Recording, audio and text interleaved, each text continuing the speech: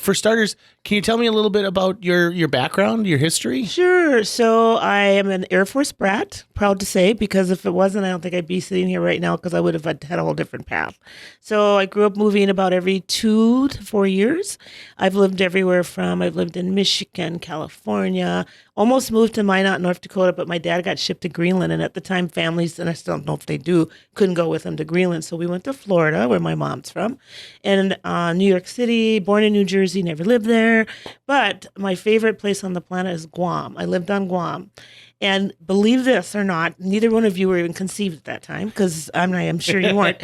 But I went off base to high school. I was there for 2 years, 66 to 68.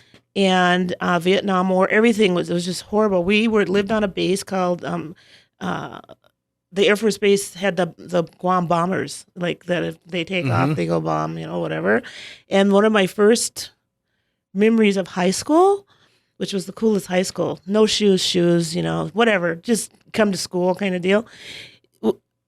One of the teachers told us we should be proud that we're on this Air Force base, because if there is ever a war, the first place that's going to get bombed or the bombers are going to leave or whatever. So what happened, what was it, 4 years ago?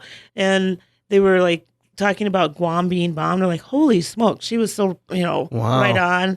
But Guam is so different now, but it was just a grown-up place for a little kid, because you went to school with Guamanians, Filipinos, Australians, statesидers. That's me, because I was a statesider.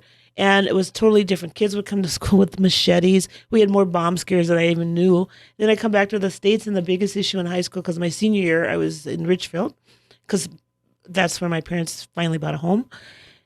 And the biggest issue there was dress code. It just blew me away. How long your skirt was or whatever. It's like, I just came from like kids coming to school with machetes and bomb scares, and you're worried about dress code. Come on. But it was a really great experience. Guam really opened me up to a lot of culture.